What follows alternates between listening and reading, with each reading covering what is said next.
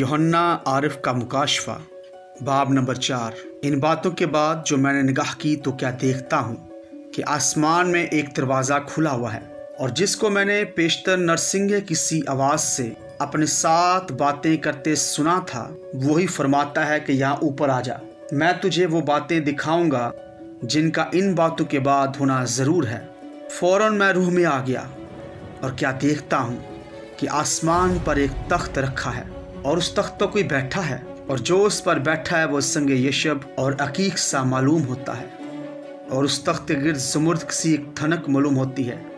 और उस तख्त के गिर्द 24 तख्त हैं, और उन तख्तों पर 24 बुजुर्ग सफ़ेद पोशाक पहने हुए बैठे हैं, और उनके सिरों पर सोने के ताज हैं, और उस तख्त में से बिजलियाँ और आवाज़ें और गरजें पैदा होती हैं, और उस तख्त के सामने आग के 7 चिराग जल रहे हैं। ये खुदा की 7 रूहें हैं, और उस तख्त के सामने गोया शीशे का समंदर बलौर की मानंद है,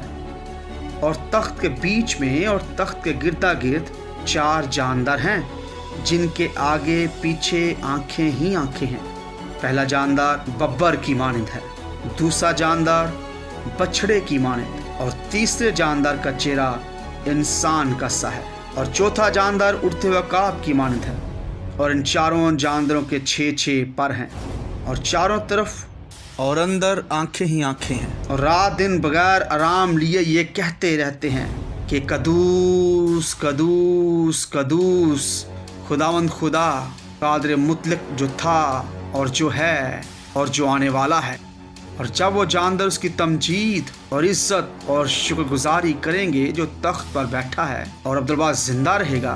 तो वो 24 बुजुर्ग उसके सामने जो तख्त पर बैठा है गिर पड़ेंगे और उसको सजदा करेंगे जो अब्दुलबाद जिंदा रहेगा, और अपने ताज ये कहते हुए इस तख्त के सामने डाल देंगे